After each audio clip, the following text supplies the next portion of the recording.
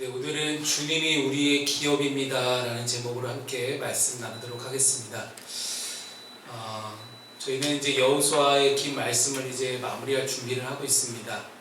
여호수아서 21장 말씀을 통해서 우리 삶의 진정한 기업이 무엇인지 함께 나누고자 합니다. 여호수아서 21장은 이스라엘 백성들이 가나안 땅을 정복하고 각 지파별로 땅을 분배받는 그런 긴 여정의 막바지에 해당합니다. 오늘 본문 앞까지 유다 지파부터 시작해서 모든 지파가 자신들이 거할 영토를 할당받습니다. 이제 남은 것은 성막에서 봉사하며 이스라엘의 영적 중심을 잡아야 할 레위 지파들의 거처입니다. 레위 지파들은 다른 지파들처럼 통으로 된 넓은 영토를 받지는 못했습니다. 대신 레위 지파들은 이스라엘 전역에 흩어져 있는 곳곳에 흩어져 있는 성읍들을 할당받게 됩니다. 세상적인 눈으로 보면 레위 지파는 자기 땅 하나 없는 불쌍한 처지처럼 보일 수도 있습니다. 하지만 성경은 이것이 하나님의 세밀한 계획이며 오히려 레위인들에게는 하나님 자체가 기업이 되시는 영광스러운 부르심임을 역설하고 있습니다. 오늘 우리 역시 이 땅을 살아가며 눈에 보이는 소유와 눈에 보이지 않는 하나님의 은혜 사이에서 갈등할 때가 많습니다. 당연히 눈에 보이는 소유가 우리의 정체성을 증명할 때가 너무나 많습니다. 그러나 우리는 보이지 않는 하나님께서 우리에게 어떻게 공급하시고 우리가 든든히 설 수 있는 그런 토대가 되신다는 사실을 우리가 잊지 않았으면 좋겠습니다. 그래서 오늘 본문을 통해 우리 인생의 진정한 소유주가 누구인지 깊이 깨닫는 은혜로운 시간이 되시기를 주님의 이름으로 축복합니다. 첫 번째는 약속을 기억하라입니다. 이스라엘의 모든 땅 분배가 끝날 무렵에 레위 사람의 족장들이 제사장 엘르아살과 눈의 아들 여호수아 그리고 각 지파의 족장들에게 찾아갑니다. 2절 말씀에서 그들은 실로에서 이렇게 말합니다. 함께 읽어볼까요? 2절입니다. 시작. 가나안 땅 실로에서 그들에게 말하여 이르되 여호와께서 모세에게 명령하사 우리가 거주할 성읍들과 우리 가축을 위해 그 목초지들을 우리에게 주라 하셨나이다. 아멘. 아멘. 여기서 우리는 레위 지파의 태도에 주목해야 합니다. 그들은 구걸하러 온 게 아닙니다. 나는 왜 땅이 없습니까? 우리는 왜 성읍이 없습니까? 우리는 왜 기업이 없습니까? 우리도 제발 주세요 하는 그런 기업이 그런 구걸하는 게 아니었어요. 이미 하나님께서 모세를 통해 약속하셨던 말씀을 근거로 당당히 권리를 요청하고 있습니다. 그래서 민수기 35장으로 넘어가게 되면 하나님은 이미 레위 지파들에게 48개의 성읍을 줄 것을 명하셨습니다. 그리고 레위인들은 긴 정복 전쟁 기간 동안 묵묵히 성막을 지키며 기다렸고 이제 하나님의 때가 이르자 그 약속을 상기시키며 지도자들을 찾아온 것입니다. 히브리어로 기업을 뜻하는 단어를 나할라라고 합니다. 이 나할라라고 하는 단어는 단순히 우리가 물려받은 유산이나 내가 가지고 있는 재산을 의미하는 것을 넘어서 하나님께서 할당해 주신 그런 나의 몫을 의미해요.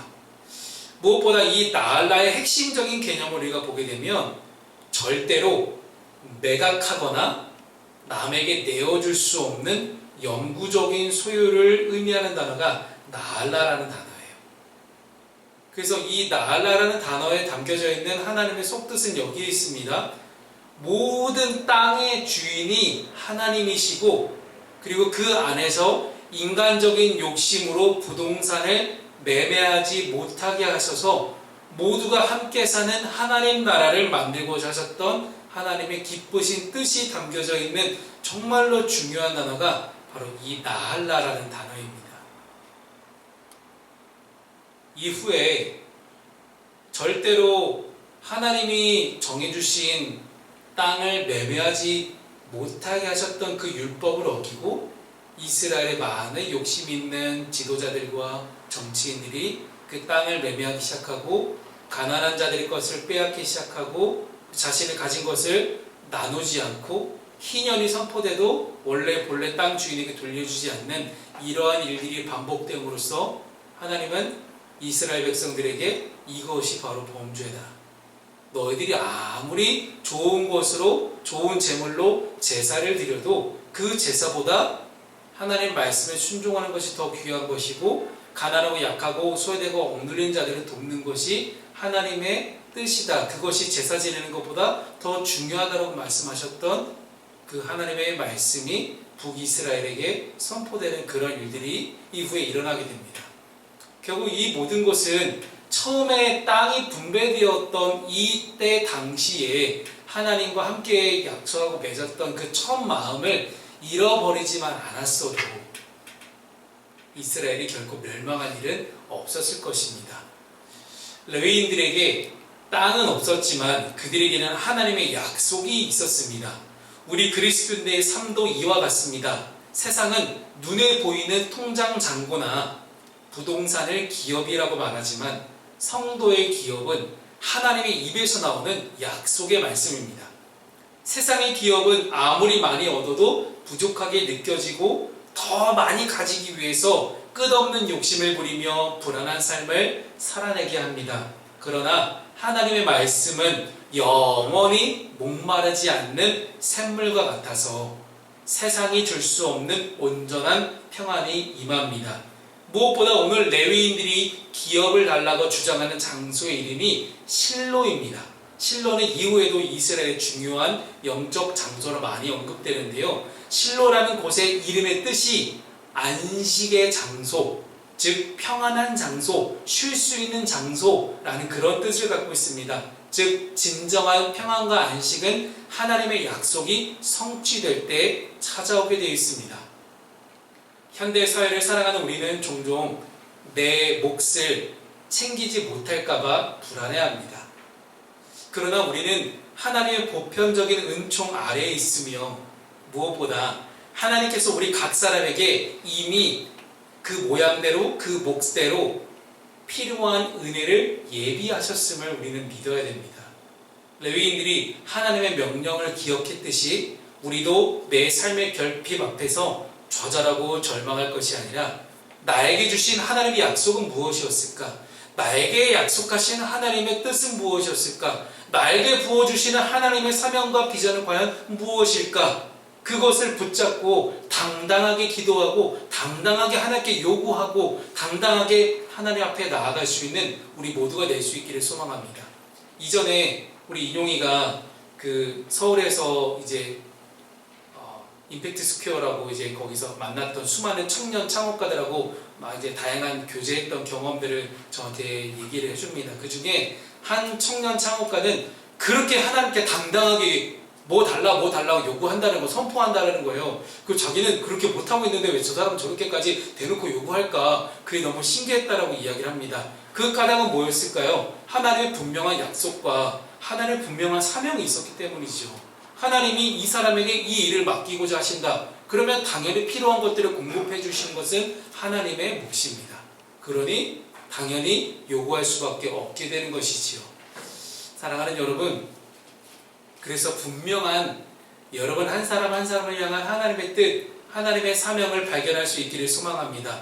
나는 어떤 사람으로 살아가야 될 것인가? 나는 하나님의 어떤 계획을 함께 성취해 나가는 사람인가? 하는 그런 분명한 목적 의식을 가지고 우리가 하나님께 정말로 당당하게 하나님 저한테 주신다고 약속하셨잖아요. 주세요. 이왕 주실 거면 좀 빨리 주시면 안 돼요? 저 기다리기 힘든데 라고 그렇게 조금 하나님하고 웃으면서 그렇게 대화할 수 있는 저 여러분 될 수 있기를 소망합니다. 삶의 적용 질문을 드립니다. 하나님의 약속 중 내가 붙들고 있는 말씀은 무엇입니까? 여러분, 아까도 이제 당당히 하나님께 요구하는 그런 사명과 비전을 말씀드렸는데요. 사명과 비전, 내가 어떤 사람인가, 내가 하나님의 어떤 뜻을 이루는 사람인가 라는 그런 질문을 나 스스로에게 던져봤을 때 가장 중요한 기준이 되는 것이 바로 말씀입니다. 하나님은 각 사람에게 사명과 비전을 주실 때 그냥 주지 않으십니다. 반드시 말씀과 함께 주십니다. 그래서 그 말씀이 바로 우리가 하나님께 무언가를 요구할 때 근거가 되고 요구 조건에 분명한 타당한 기반이 됩니다. 그래서 하나님의 약속 중에 내가 붙들고 있는 말씀이 무엇인가 만약에 없으시다면 그 말씀을 달라고 함께 기도할 수 있는 여러분 될 수 있기를 소망합니다. 두 번째 말씀입니다. 하나님께서 레위지파들을 이렇게 뿔뿔이 48개 성읍에 이스라엘 전체에 흩어지게 하신 이유가 뭐였을까요? 제가 주중에 카카오톡 말씀 묵상의 이제 그림으로도 제가 보내드렸던 그런 그림입니다. 이스라엘 전체에 흩어져 있는 레위지파 48개 성읍의 위치를 나타내고 있는 그런 지도인데요. 레위인들의 요청에 이스라엘 자손은 여호와의 명령을 따라 자신들이 기업에서 성읍과 목초지들을 내어주기 시작합니다. 4절 이하의 말씀을 보게 되면 제비뽑기가 시작되는데 가장 먼저 아론의 자손, 즉 그핫 자손이 뽑힙니다. 그들은 유다와 시므온, 베냐민 지파의 기업 중에서 13개의 성읍을 받게 됩니다. 여기서 중요한 신학적 원리가 발견됩니다. 레위인들은 한 곳에 모여 살지 않고 이스라엘 전체 지파 속에 흩어져 살게 됩니다. 왜 하나님은 그들을 한 데로 모으지 않으셨을까요? 그것은 레위인들이 이스라엘 공동체 안에서 거룩한 누룩의 역할을 해야 됐기 때문입니다. 누룩을 넣으면 빵이 부풀어 오릅니다. 이스라엘의 성결함, 거룩성, 하나님을 향한 열망이 더욱더 빵이 부풀듯이 커지게 하기 위해서 그 역할을 감당하는 것이 바로 레위지파였습니다. 히브리어로는 이 거룩하게 된다라는 단어가 히브리어는 카다시라고 그러거든요. 근데 동음이어로 똑같이 쓰이는 단어가 광야라는 단어가 카드시라는 단어를 써요. 이 똑같은 단어인데, 즉 광야라는 장소는 우리에게 시험을 가져다주는 그러한 장소이기도 하지만 우리가 거룩하게 되어지는 장소이기도 한 것이 바로 카다시입니다. 또한 헬라어로는 하기오스라고 부르기도 하는데, 히브리어 카다시, 헬라어 하기오스가 뜻하고 있는 이 두 거룩한 모습으로 변화되어 있는 것, 즉 신학적 용어로는 성화 혹은 구별됨, 요한쿤 이런 거 좀 적으시라는 거예요. 제가 그쵸? 이런 거 좀 적으셔야 되는 거예요. 네. 레위인들은 각 지파 속에 흩어져 살면서 백성들에게 율법을 가르치고 제사 제도를 관리하며 그들이 하나님의 백성임을 끊임없이 상기시키는 영적인 파수꾼, 영적인 누룩이 되어야만 했습니다. 그래서 하나님은 레위지파를 한 곳에 모여 살게 하시지 않고 뿔뿔이 흩어지게 하셨던 것입니다. 이것은 오늘날 모이는 교회만큼이나 흩어지는 교회가 매우 중요함을 우리에게 시사하고 있습니다. 우리 감리교를 창시하신 존 웨슬리 목사님은 The world is my parish, 즉 세계는 나의 교구다 라고 선포했습니다. 우리 교인들이 특정 건물 안에 갇혀있는 신앙이 아니라 우리가 속한 직장, 가정 혹은 학교라는 각 지파의 성읍으로 흩어져서 들어가서 그곳을 성결하게 만드는 것이 레위인된 우리의 사명이라는 것입니다. 무엇보다 레위인들이 받은 이 성읍들은 단순히 거주지가 아니라 목초지를 포함하고 있습니다. 이는 그들의 최소한의 생계를 보장함과 동시에 그들이 오직 영적인 일에 전념할 수 있도록 공동체가 책임을 져야 했음을 의미하는 문장이 될 수가 있습니다. 하나님은 우리를 세상 속으로 보내실 때 절대 빈손으로 보내지 않으셨습니다. 감당할 수 있는 능력과 감당할 수 있는 환경을 우리에게 동일하게 주십니다. 다만 우리가 잊지 말아야 할 것은 우리가 세상으로 보냄받은 목적이 세상 사람들과 똑같이 나도 똑같이 땅을 넓히고 나도 좋은 집을 짓고 살고 그런 목적이 아니라 세상 사람들이 살아가고 있는 그 모든 곳에 하나님의 임재가 머무는 성소로 바꾸는 역할, 그 역할이 바로 우리 모두에게 있다라고 하는 것입니다. 그래서 세상은 더욱더 모이려고 합니다. 그러나 우리 기독교인들은 더욱더 흩어지기 위해서 노력해야 됩니다. 근데 그냥 흩어지는 게 아니에요. 모여서 함께 기도하고 함께 예배하고 모여서 성령 충만받고 세상 속으로 흩어지자라는 이야기입니다. 2017년에 TVN 프로그램의 알셀 신작 2에서 건축가 유현준 교수가 했던 말이 생각납니다. 지금은 물론 좀 아니겠지만 몇 년 전에 재미있는 분석을 해봤다고 합니다. 기업이 더 높은 건물을 지을수록 더 많은 에너지를 소유한 것이고 이는 곧 강력한 권력을 상징한다고 설명합니다. 특히 재계 서열과의 상관관계를 설명한 부분이 매우 흥미로웠습니다.